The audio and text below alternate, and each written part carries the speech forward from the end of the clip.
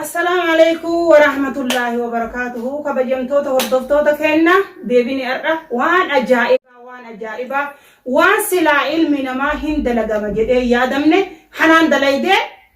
وان حارا وان أجائبا سنكم نهو يارا akkasumatti akka Samiraan obboleettiitti jettetti har'a waan ajaa'ibaa waan nama gaddisiisa waan gurraafillee takkaa dhageenye ijaafillee halaaluu hin dandeenye kana qabannee isin dhiyaannee akkasitti asaniitti nu faana turaan afeerraa ka'e. Assalamu alaikum warahmatullahi wabarakatuh. Daawwattoota fi hordoftoota keenya har'aan tana waan ajaa'ibaa waan silaa ijaanne waan silaa ijaafillee tole waan harkaafillee tole waan namallee gaddisiisa waan hin taane garree san qabannee isin dhiyaannee walumaan laallaa hanga dhuma viidiyoo keenyaan wajjin turaa dhaabeera ta'e. وان فوقتو وان علمنا ما يادمني علمنا ما دوبرتي ديساتي ديرلين كبجان تولا جچو علمنا ما جچو نما جچو نمما علاتني ديمني بوباني غلوميت نمما جچو نياتني دوغني ciisanii badii dalaguu miti namummaa jechuun sammuun yaaduudha jechuudha wanni rabbiin nama kalaqee ilmi namaa tokko badhisee haa yaadu jireenyi ilma namaa keessatti akkuma rakkoon jirtu bal'oonis jirti intalti tun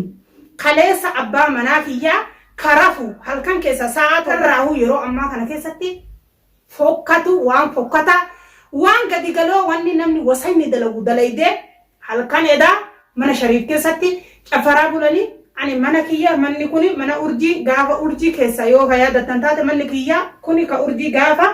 urjii na biraa fuudhan mana kana keessaa fuudhani manni kiyya ka biraati shariif mana kiyya ka duraanii san jira ani mana kana jiraadha sababa rakkoo tanaatiif jecha har'a bakka tokkotti deebine zamoona kana waliin agarree kanaaf viidiyoo irraa banne kanaafu mee haga dhuma sagantaa kennaatti nu waliin tura abbaan manaa kanaa shariif maal jedhame laala waan inni jedhume gadda waan nama gaddisiisu waan fokkataa waan dubartiin hin dalayne dubartiin yoo shariifiif hanaan addaan baanis dhiiruma akka shariif heerumti laakiin ammoo heerumni badiin qabu fokkinnaani ijoollee bosonee wasaka ilmaan isii taatu karaarraa walitti qabdee mana isii fiddee mana isii keessatti sakkaranii halkan edaa mana isaa keessatti sirbaa bulan dhiichisaa ollaan shariifitti bilbilanii shariif halkan keessa sa'a 8 Ijoollee hedduu ta'araboota hojii gadda tokko hojii galloo akka gaariitti warra hedduu hojii turre isaanii jaan na bilbilanii boodheenya kana eessa jirtaa si nagarree jaaniin gizee na bilbilan maali barnumaan jiraa xeerumaa fi akkanatti hojii waan akka gaaramni gaa waan xeeru arranaan jaan laal ijoolleen mana xeer Oromoon je akkana ol guranii muuziqaan ni ajaa'iban je. Sirbinu mana nama baasa.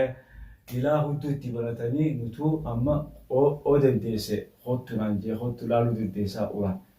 Amma fiigaatiin ka'anii amma maaliin see kakaa ijoolleeti yaan ijoollumatti yaafii fiigaa dhufee yeroo san. Rifattee ilmaan kan gadi jechuudha. Amma fakkeenyaaf ogaa namni achi keessatti nama hedduu achitti ol geeggisee jedhan. Ni rifadhe yookaan. Waan ijoollee teetira rakkoon ga'ee seeta waan rakkoon. Saniifin fiigaa dhufee akkasitti xaaqaan isaan laalee jechuudha. Ayyee. Xaaqaan isaan laalee milladhee akkasii yeroo laalu yaa Samiraa teenya bal'aan Oromoo ijoollee qabdii jirtu. Ayyee. Tashumeellaa jirtu. Ayyee. Tanaan bakka olii qaqqabdee olii yaamtee laa bakkatti akka ajaa'ibaatti laal naman Olu kuban kaban laal Sakkaran kaarootii fi timaatimaa zir ijoolleen tiyyoo isaan keessa jirtu ijoollee tiyyooliin maranii mana kaa keessa ijoollee biraa hin agarree isaanumaa ta'ee laal mana kana muuziqaadha ni sirban maal sirbaa laal uummanni mirkaan ajaa'ibaa qabanii isiin isa kana keessaa xara jetti waa haay akkanuma laaleetumaan Abo duraanuu waan isiin akkanatti na'am faxaana jala urtee naam abo ati Samiraa maareettee hinaaffaan akkanatti na biraa haatee deemtee achi anillee dhiisee biraa deemee Samiru matanarraa bu'i jeetiin dadhabee kunoo wanni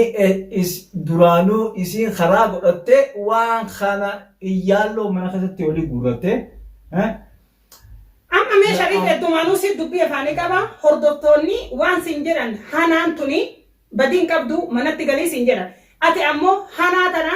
yoo mana kanatti galee waliin jiraadhe dalagaan isii dalagaa fokkattuudha dalagaa hin taane dalaydi bosonee mana yaamti ijoollee xixiqqoo waliin caffarti jedhani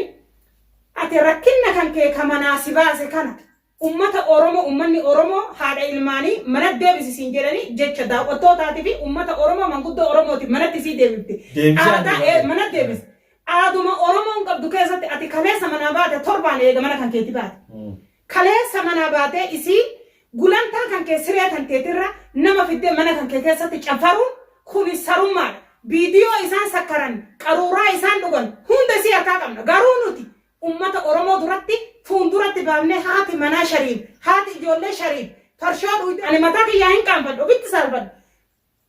namuma ta'ee dhalachuun kiyyaa'u na jibbisiise dhugaa rabbitti dalagaa isiin dalajoola ilmi namaa jaarsaa wal dhabuun ni jira arra kanaa yoo Shariifin naan taane jettee ofirraa hiitee dhiira biraa heerumte rakkoota kan qabu laakiin mana isaa keessatti kaleessa isii manatti bakka abbaan manaa hin jirretti duraanillee qaalii jaarsaa godhuu diddee samiirarraa taa'i bultii isii keessan seenini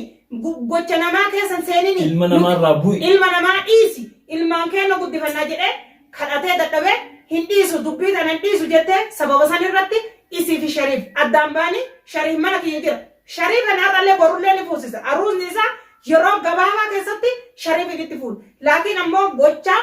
isiin dalayte ofii isiitiifuu yuutuubii isii irratti maxxanfattee jirti timaatimii fi kaarotii isaan afaanii qabanillee laala qaruuraa farshoo bichaa irraa hambisanii qaruuraa farshoo Shariifii waraabee harka isii biraa deemee mana keewaanii dhufee taa'eef na'am isuma tana laal na'am fatanaa kan nuufuu nagare isii laalu